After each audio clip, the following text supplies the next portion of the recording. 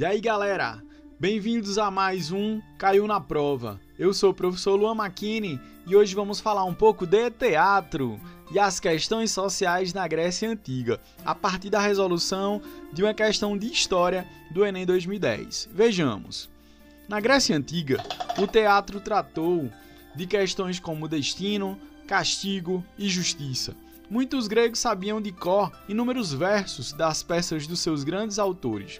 Na Inglaterra dos séculos 16 e 17, Shakespeare produziu peças nas quais temas como o amor, o poder, o bem e o mal foram tratados. Nessas peças, os grandes personagens falavam em verso e os demais em prosa. No Brasil colonial, os índios aprenderam com os jesuítas a representar peças de caráter religioso. Esses fatos são exemplos de que, em diferentes tempos e situações, o teatro é uma forma de... Para poder a gente responder melhor essa pergunta, que tal uma pequena aula sobre o teatro na Grécia? Vejamos. O teatro, primeiramente, ele nasceu como uma arte da necessidade profunda de sobrevivência do ser humano. Não havia naquela época ainda um entendimento sobre a natureza física, nem sobre a natureza humana. Então, o teatro foi essa primeira forma de comunicação entre o ser humano e o sobrenatural e também entre o ser humano com outro ser humano. Então, para poder explicar alguns fenômenos naturais que eles observavam, como um trovão, um raio, a chuva, entre outros fenômenos, eles começavam a imitar essa natureza, Então, por exemplo, nessa cena da pré-história, você observa que um homem, ele veste ali uma pele, onde ele coloca ali um chifre em sua cabeça e imita provavelmente um animal da época, Parecendo ali meio que um cervo, mas talvez seja outro tipo de animal da época. Então, essa imitação ele faz também com a boca, no sentido de imitar o som desse animal, de imitar o som da natureza, como o som de um trovão, o som de uma chuva, um som de vários outros tipos de fenômenos naturais.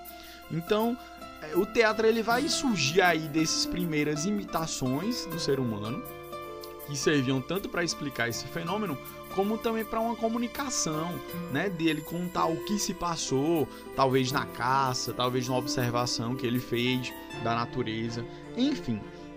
Então, o teatro ele vai surgir inicialmente, a gente não pode chamar ainda de teatro, mas vai ser uma origem remota desse teatro a partir desses rituais que vão fazer de imitação e depois que vão virar rituais religiosos.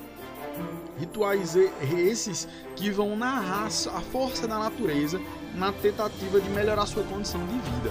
Então eles acreditavam que se eles fizessem rituais, por exemplo, num período de seca, e eles estavam precisando de chuva, então eles faziam um ritual para que a chuva viesse.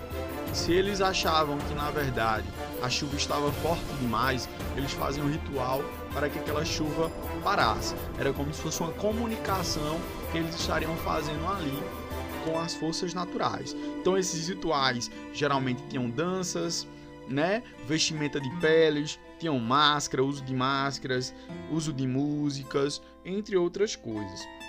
Então você vai ter vários tipos de rituais, como rituais de nascimento, rituais de iniciação das tribos, rituais para a natureza, entre outros. Com a Revolução Neolítica, o que é ela, Foi a parte de sedentarização desse ser humano, ou seja, inicialmente o ser humano era nômade. Ele vivia num local por algum tempo, quando os recursos daquele local acabavam, eles mudavam para outro, e assim sucessivamente. Mas chegou um tempo que o ser humano consegue dominar uma parte da natureza, que vai ser justamente o cultivo das plantas, o que permite ele a permanecer mais tempo em um local. É o que a gente vai dar o nome de sedentarismo. Com esse sedentarismo, há um aumento da população nessas tribos, o que também vai fazer com que os rituais fiquem mais complexos. E esses rituais vão ser justamente para a natureza agora. Então vão ser um ritual mais de fertilidade, uns rituais de colheita, entre outras coisas. Então esses rituais se desenvolvem e mais especificamente em Atenas por volta de 750 a.C. surge uma festa em homenagem a um deus chamado Dionísio, que era o deus do vinho e da fertilidade, e dentro dessa festa começa a haver umas representações mais complexas. Por exemplo, os homens se fantasiavam de sátiros, que eram metade bodes, metade homens, que eram meio que um símbolo da fertilidade, onde eles ali tentavam, seduzir as mulheres, e aí era muito regado a vinhos, enfim.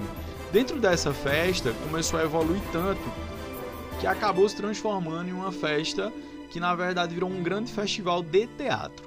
E o teatro ganhou um espaço, O que era teatro? Seria o lugar de onde se vê. Então vocês observem aí, é uma arena de teatro grego, Onde o teatro ele fica nesse palco abaixo e as pessoas ficavam acima. Inclusive existiam lugares mais especiais, mais privilegiados. E era feito dessa forma, como uma forma de esse palco, quem falasse desse palco, conseguisse ressoar em todo o público. Então aí cabia várias pessoas, centenas de pessoas que iam assistir esses festivais. E haviam escolhas de peças.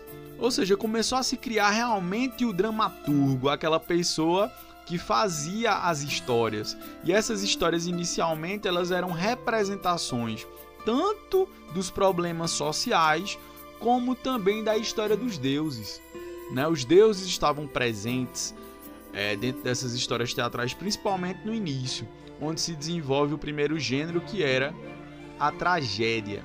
Essa tragédia ela tem um caráter particular porque ela falava muito sobre a morte, sobre questões e problemas sociais relacionados não só ao sobrenatural, sobre a ideia do destino, O destino era muito forte dentro desse gênero, então o destino guiava a vida desses personagens. Por exemplo, a gente tem aí, dentro dessa imagem, a história do Édipo Rei.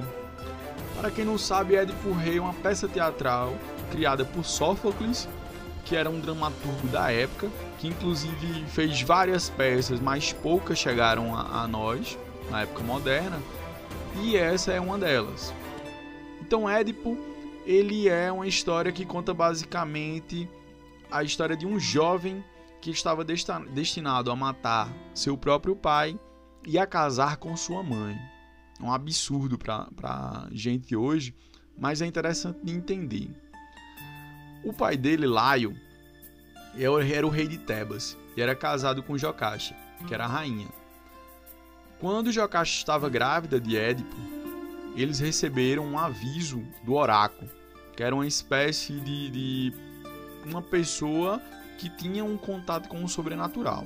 Então esse oráculo avisa ao rei Laio e diz o seguinte: seu filho vai trazer desgraça para a nossa cidade e você será morto por ele.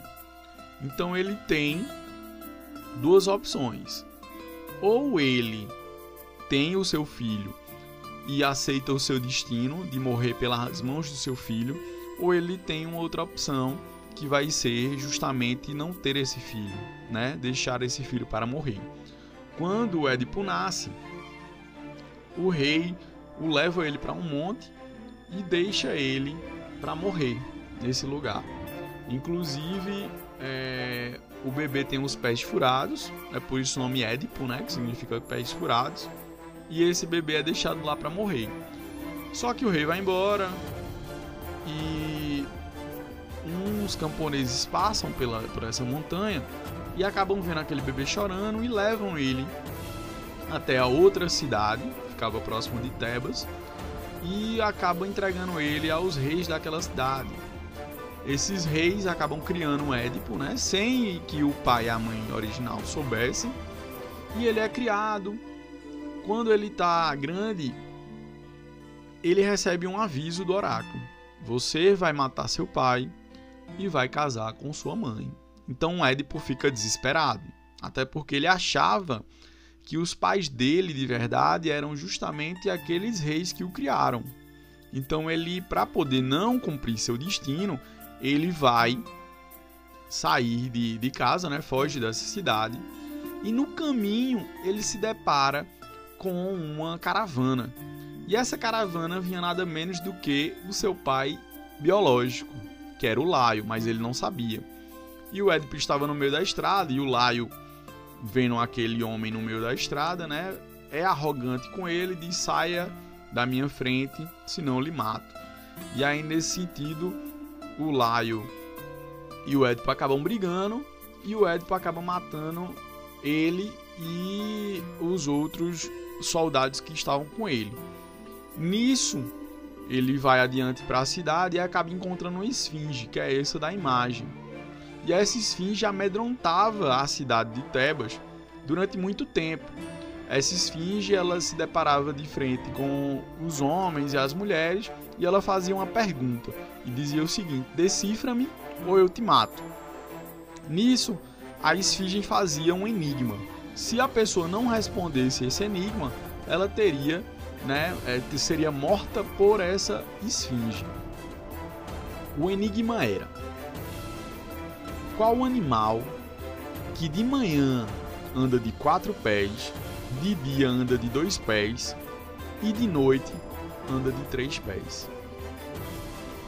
O Édipo, observando aquela esfinge de frente dele, acaba respondendo: é o homem. E a esfinge se assusta com a resposta dele, porque era uma resposta certa, porque de manhã significa a primeira fase do ser humano, quando ele é um bebê engatinha de 4 pés. De dia seria a fase adulta, quando o homem ele já anda de 2 pés. E de noite seria a fase da velhice, quando o homem anda com a ajuda de uma bengala, então seria 3 pés. Nisso a esfinge se destrói e o povo de Tebas comemora aquela vitória, sobre essa esfinge. E como eles souberam que o rei tinha sido morto recentemente, não sabiam que era Édipo, eles acabam elevando Édipo ao novo rei e fazem com que Édipo case com sua mãe, sem saber que vira sua esposa. Eu não vou contar o resto da história, vocês podem pesquisar um pouco sobre ela, mas, por exemplo, essa história fala de destino. Não existia como Édipo fugir de seu destino, não existiu como o pai dele fugir do destino dele. Então, são questões sociais permeadas dentro da história grega, da sociedade grega, que iam para os palcos de teatro. E aí vamos voltar para a questão, Então a questão ela vai tratar justamente disso. Esses fatos são exemplos de que em diferentes tempos e situações o teatro é uma forma de... Então, letra A. O teatro é uma forma de manipulação do povo pelo poder? A gente observou que não, Claro que poderia ter algum tipo de influência, mas o teatro ele não consegue por ele mesmo manipular o povo. O teatro é uma forma de diversão e de expressão dos valores e problemas da sociedade? Então vamos segurar essa questão aí. Letra C. É uma forma de entretenimento popular que se esgota na sua função de distrair? Então, a gente viu que é uma forma de entretenimento porque acontece dentro das festas. Mas ela não só tinha a função de distrair, também tinha a função de ensinar, de passar exemplos, de sabedoria, de discutir questões sociais. É uma forma, letra D, é uma forma de manipulação do povo pelos intelectuais que compõem as peças. Mesmo que eles quisessem manipular, eles não tinham esse poder através da peça de teatro. E letra E, é uma forma de entretenimento que foi superada e hoje é substituída pela televisão. Hoje, por mais que existam outras formas de entretenimento, o teatro ainda se faz importante dentro da nossa sociedade. Então a letra correta seria a letra B de bola, certo? Seria uma forma de diversão, mas também de expressão dos valores e problemas da sociedade. Então é isso, gente. Espero que vocês tenham gostado um pouco dessa resolução de questão com essa aula sobre o teatro grego. E até a próxima.